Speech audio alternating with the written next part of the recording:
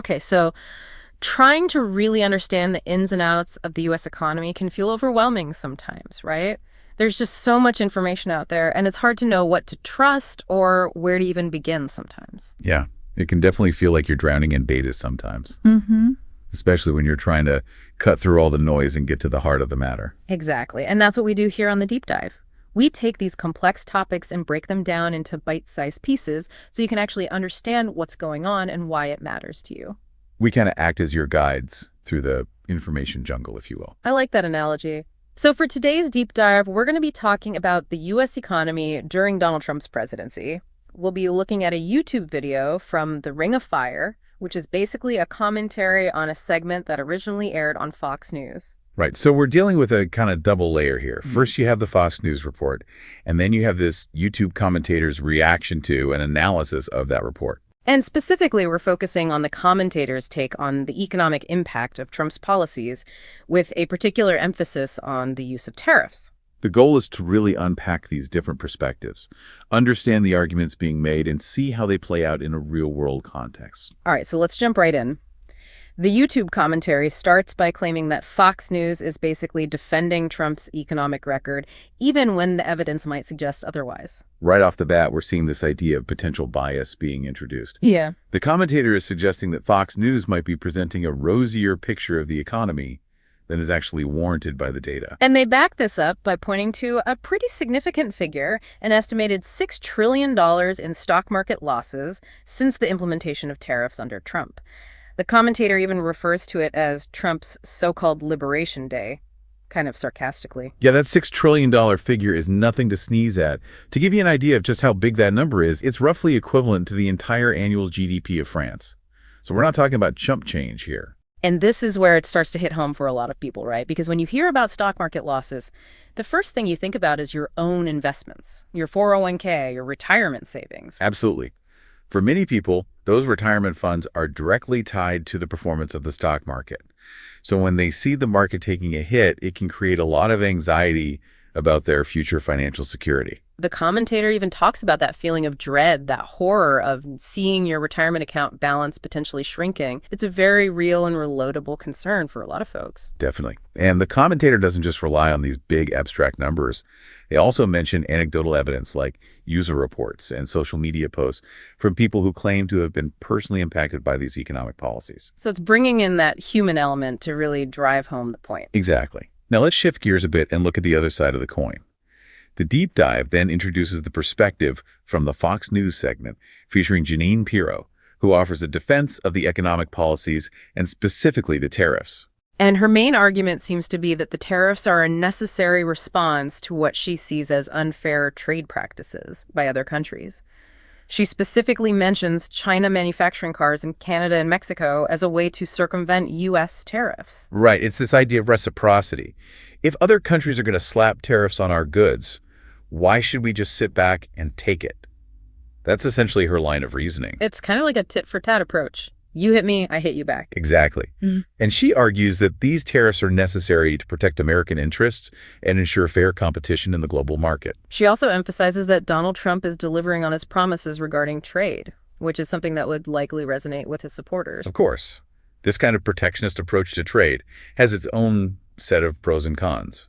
Some argue that it can help to boost domestic industries and create jobs, while others worry about the potential for trade wars and increased costs for consumers. But then we get to this really interesting part where Jeanine Pirro talks about her own 401k. She says something like she doesn't really care about it today, but then immediately follows up by saying that she should be worried about it. It's a bit of a confusing statement. Yeah, that apparent contradiction is one of the things that the YouTube commentator really latches onto. They see it as evidence of insincerity, or maybe even a disconnect from the economic realities faced by everyday Americans. It's like she's trying to downplay a potential negative economic indicator while simultaneously acknowledging that it could have an impact on her own finances. And the YouTube commentator really zeroes in on that discrepancy by pointing out Jeanine Pirro's reported net worth, which is in the millions.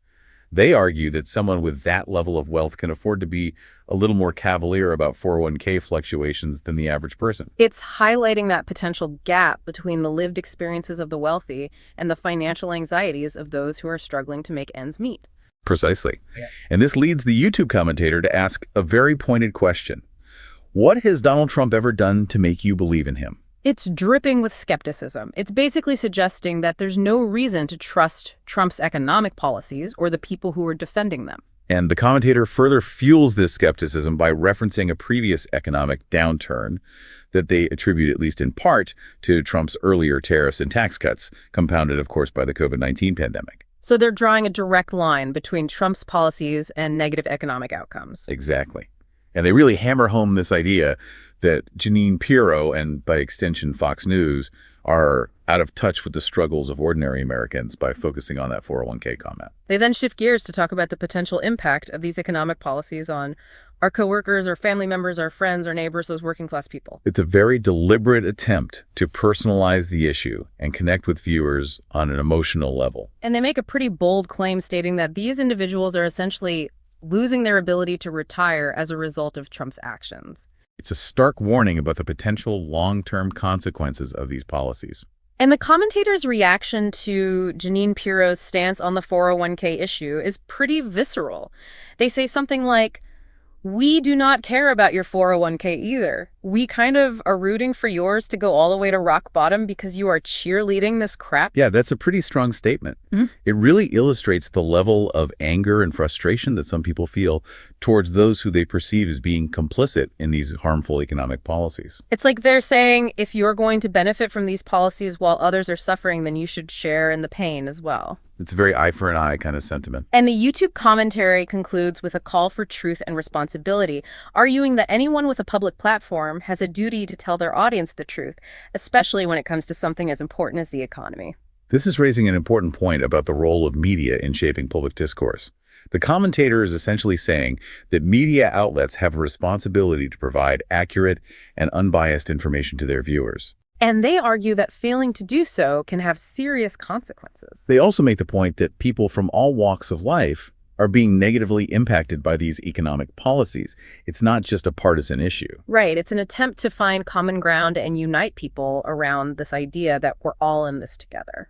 And the commentary ends with a plea to Fox News, urging them to stop feeding their viewers what they see as false optimism about Trump economic policies and start giving them the truth. So to sum it all up, we've got two very different perspectives on the same issue. On the one hand, we have the Fox News segment, which defends Trump's tariffs as a necessary tool to combat unfair trade practices and fulfill campaign promises. And on the other hand, we have the YouTube commentary, which criticizes these policies, arguing that they're hurting everyday Americans and potentially jeopardizing their retirement savings. And it's important to remember that we're not taking sides here. We're simply presenting the information and the arguments as they appear in the source material. Our goal is to help you understand the nuances of this complex issue and equip you with the tools to form your own informed opinion. Exactly. So with that in mind, here's a question for you to ponder. When you come across these competing narratives about the economy, what are the key indicators that you personally look for to determine what's really going on? How do you filter out the noise and get to the truth? And what role do you think different media sources play in shaping our understanding of these complex economic realities? These are all important questions to consider as we navigate the often confusing world of economic information. Food for thought, right? Thanks for joining us for another deep dive. We'll see you next time. Until then, stay curious.